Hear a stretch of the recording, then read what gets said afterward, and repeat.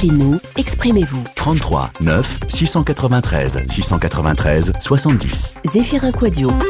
Bienvenue si vous nous rejoignez pour la seconde partie d'Appel sur l'actualité. Comme tous les vendredis, c'est évidemment la libre antenne. C'est l'occasion pour vous de pouvoir revenir sur les principaux événements de l'actualité en Europe, en Afrique ou ailleurs dans le monde. Vous pouvez également nous interpeller, nous sensibiliser sur des événements qui vous ont marqué, des sujets qui ne font pas forcément la une ou tout simplement des sujets qui, à votre goût, n'ont pas été suffisamment traités sur notre antenne. C'est vous qui décidez du contenu de l'émission. Évidemment, pour participer, vous nous rejoignez 33 9 693 70 09 693 70. Si vous nous écoutez en France, vous pouvez également nous écrire à appel@rfi.fr en nous indiquant un numéro de téléphone pour qu'on puisse vous rappeler juste après. Si on va se rendre en Centrafrique. En Centrafrique, qui est en ligne en Centrafrique? Allô? Oui, allô? Karl, vous êtes à Bangui, me semble-t-il.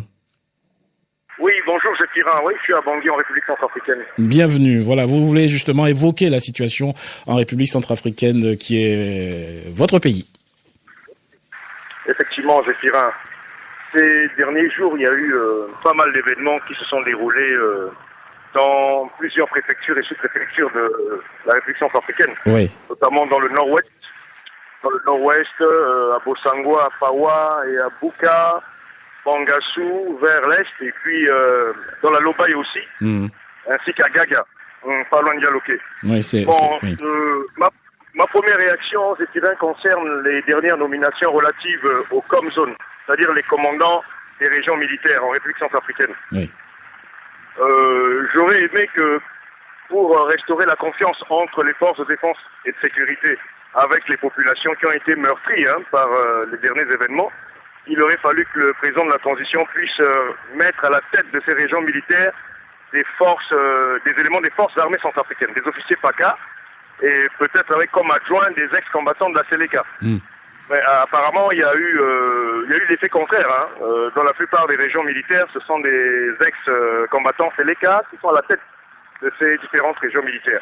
Donc ça, c'est un point qui vous satisfait pas. Voilà, on l'a bien compris. Et quel est l'autre point que vous souhaitez évoquer justement par rapport à la situation? L'autre point, oui, par rapport à l'arrivée du ministre français des Affaires étrangères, Laurent Fabius, à Bangui. Dimanche, oui. Prévu pour dimanche. Il faudrait que justement tous les acteurs de la transition et notamment toutes les composantes de la nation s'inscrivent dans une dynamique de paix et de stabilité, ce que je ne ressens pas pour l'instant.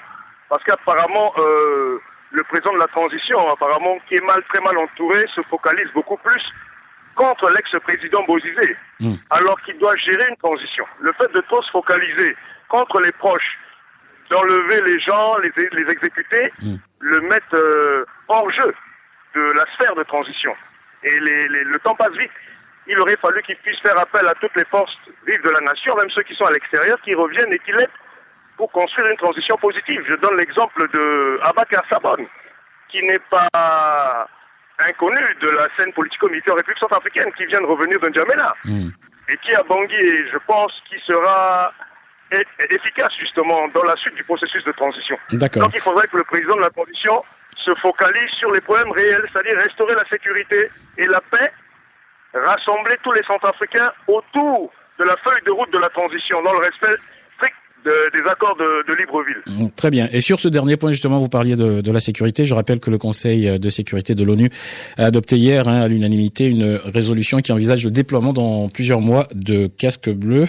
Le Conseil de sécurité qui a également décidé de renforcer la MISCA, la mission internationale de soutien en Centrafrique. Merci beaucoup, Karl, de cette intervention. Hervé est à Marseille, en région parisienne. Bonjour, Hervé. Bonjour Zéphirin et merci de m'accueillir dans votre émission. Bienvenue, vous avez la parole, on vous écoute. Alors, moi, je voudrais tout d'abord adresser mes salutations au peuple centrafricain et que j'exhorte à rester debout malgré les souffrances et les tentations au découragement.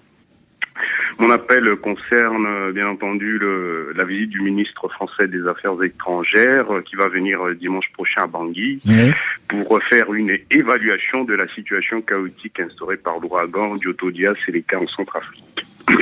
Pour planter le décor, je voudrais rappeler que les autorités françaises n'ont pas voulu intervenir en Centrafrique entre janvier et mars dernier pour sauver le peuple centrafricain en danger.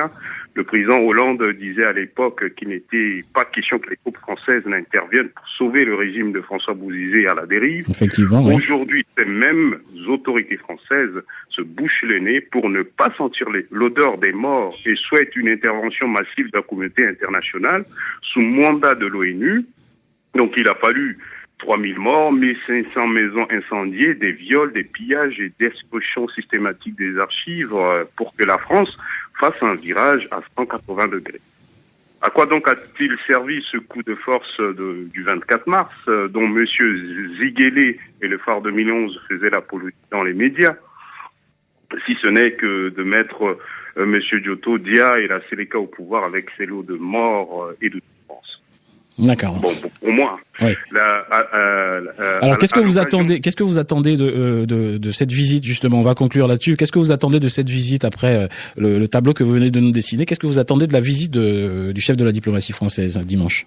Pour la visite, c'est comme il va pour faire une évaluation de la situation, j'appelle mes compatriotes à sortir aux abords de l'avenue des Martyrs depuis l'aéroport Bangui-Mpoko pour adresser un message, ce vœu de justice, de sécurité et de paix sur des messages pacifiques, sur des bouts de carton, au charbon de bois pour passer les messages. Très bien. J'espère que vous serez entendu. En tout cas, le message est passé sur notre antenne. Merci beaucoup, Hervé, de nous écouter sur Internet depuis Marseille.